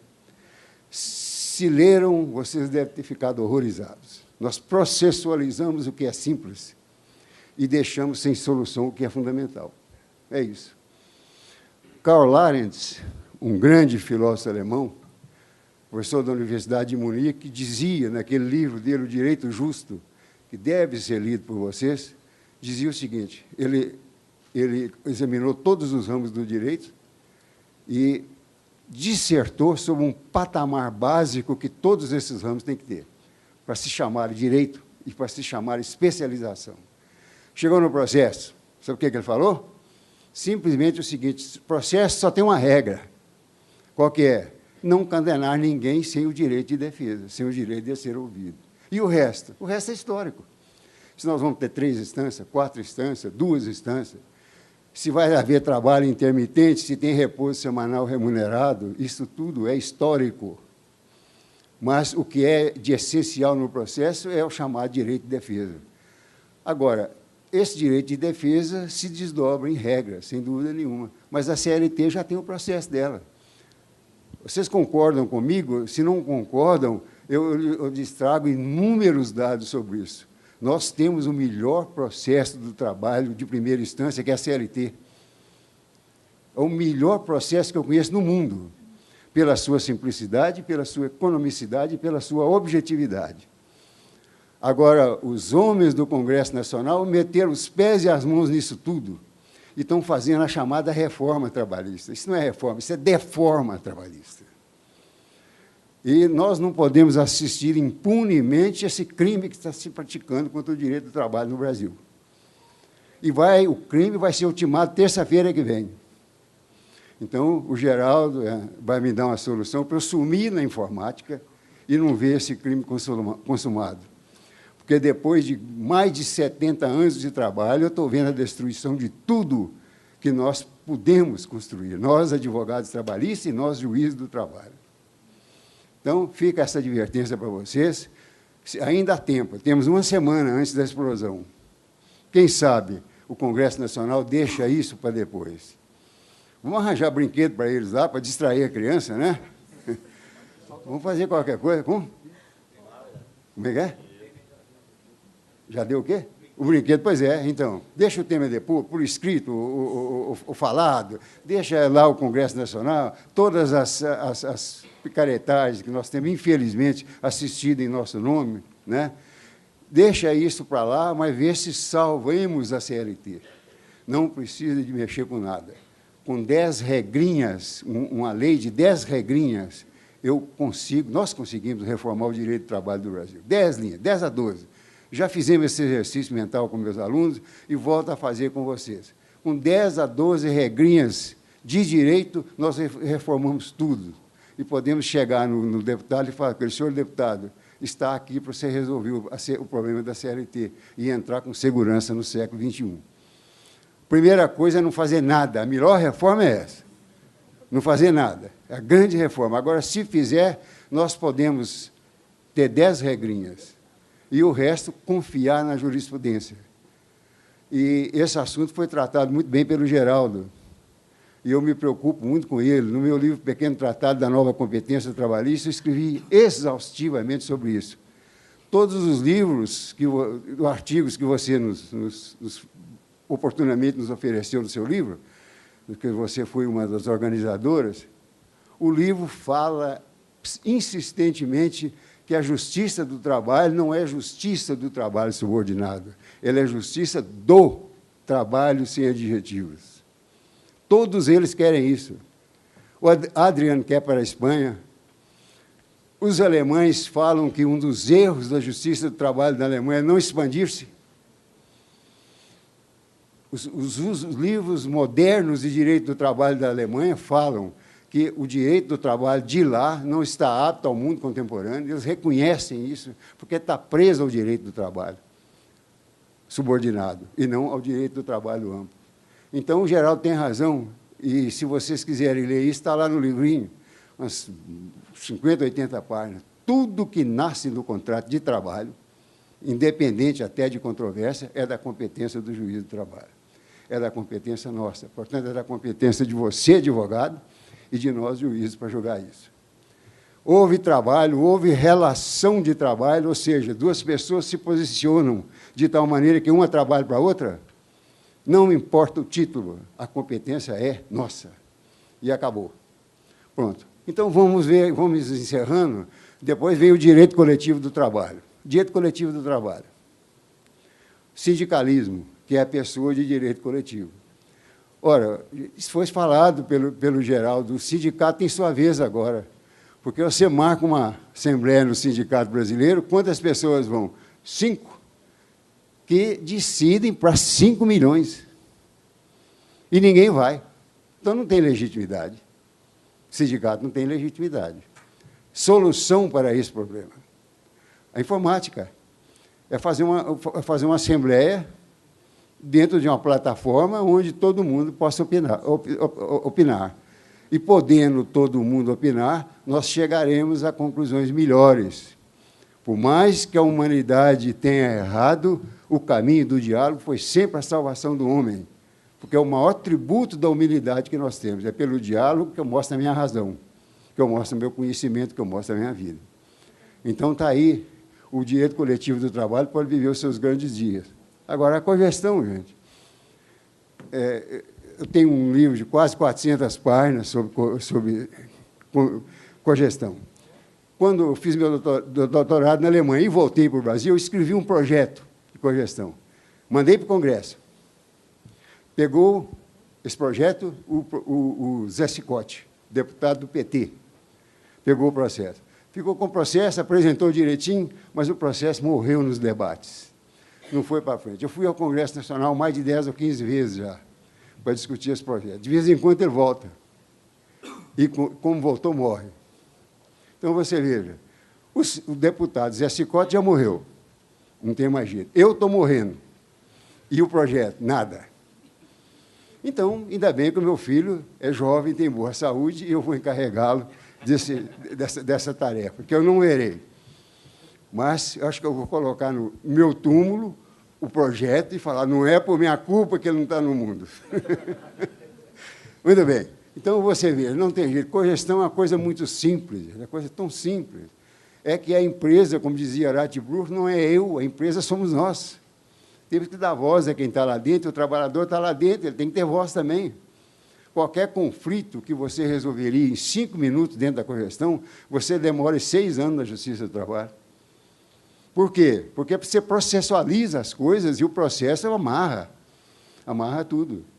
Esse é que é o grande problema, o processo amarra. E nós não temos condição de desamarrar o processo. Só isso. Por que o processo amarra? O processo amarra as coisas porque ele é feito de procedimentos. E esses procedimentos passam de instância para instância e nunca param de ter recursos. Agora, eu não consigo entender, na minha experiência de jurista e as experiência de juiz, como que isso pode acontecer. Eu nunca vi recurso nenhum melhorar nada. Por quê? No direito do trabalho, a primeira instância julga muito bem. E a segunda instância, pelo menos em Minas, muito bem também. Então, por que nós não simplificamos isso, como está na CLT para os juizados especiais? Recebi um processo, estou de acordo com a sentença do primeiro grau, simplesmente, até com carimbo, mantenho. Agora, você quer fundamentar? Fundamenta. Mantém a sentença de primeiro grau acrescida dos seguintes fundamentos. Pronto. Agora, eu não entendo por que TST? Por que uniformidade de direito, que você não uniformiza nada? Nós temos 500 súmulas, quase. Cada dia vem aí uma cornucópia de súmulas. E nós estamos melhorando os julgamentos? Nada. As queixas são dos dois lados. O empregador bombardeia a Justiça do Trabalho, e o empregado bombardeia a Justiça do Trabalho, e, no fundo, ninguém tem razão. Nosso elemento humano é excelente, nós precisamos desse elemento humano e de dinamizá-lo. Primeira e segunda instância acabou. É a jurisprudência hoje do Supremo Tribunal Federal, que o Gilmar Mendes está querendo mudar, hein? Vocês tomem cuidado com isso. Foi 5-4 a última decisão. O processo foi julgado no segundo grau, a matéria de fato acabou. É assim em todo o mundo. Não tem exceção. Agora, o Brasil quer ter uma exceção. É isso. O Brasil, infelizmente, quer ter uma exceção.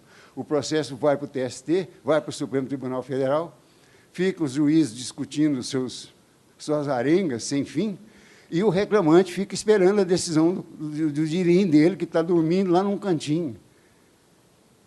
Não se paga ao reclamante, porque o recurso de revista, como diz o Geraldo, quando passa, acaba. É mais fácil o peixe passar numa rede do que um recurso de revista passar para o TST. Então, por que tem isso? Pronto, acaba com isso, põe tudo aí no segundo grau, já está tudo julgado, e vai para o Supremo, se quiser, para o Gilmar Mendes aparecer na imprensa e dar as lições dele. Deixa o Gilmar aparecer, o que tem isso?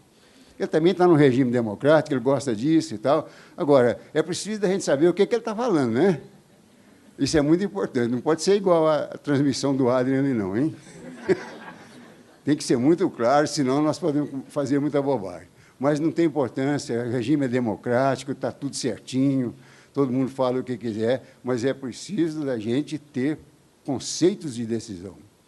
Uma democracia, todo mundo tem direito de dizer o que quer, mas eu também tenho o direito de não concordar com o que se falou.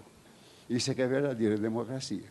Vamos tocar para frente, vamos lutar para isso, o processo acabou no 2º grau, nós não temos compromisso com o 3º grau. Agora, se você quiser manter TST e Supremo Tribunal Federal em matéria constitucional, você pode manter, mas a matéria de fato é executada definitivamente.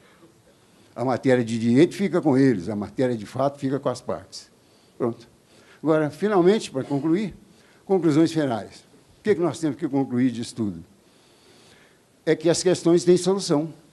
Quem não tem jeito somos nós, que não queremos dar jeito às coisas. Agora, como é que nós vamos dar jeito a essas coisas? Estudando com calma, fazendo congressos como esse, de gente inteligente, que formadora de opinião, que, saindo daqui, vai ajudar na reforma. Mark Bloch, no seu livro Introdução à História, disse uma frase que eu gosto muito de citar para os meus alunos. Falou o seguinte: tudo que eu escrevo e faço, se não tiver um resultado para a prática, se não contribuir para a justiça, eu disse mal, eu disse errado. Então, eu espero que esse congresso diga algo positivo para a justiça, engrandeça a nossa justiça, e eu aposto muito no taco de vocês. Muito obrigado.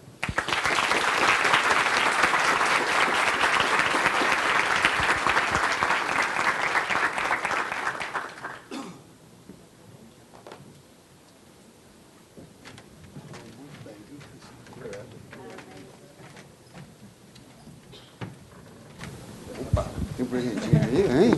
Vai.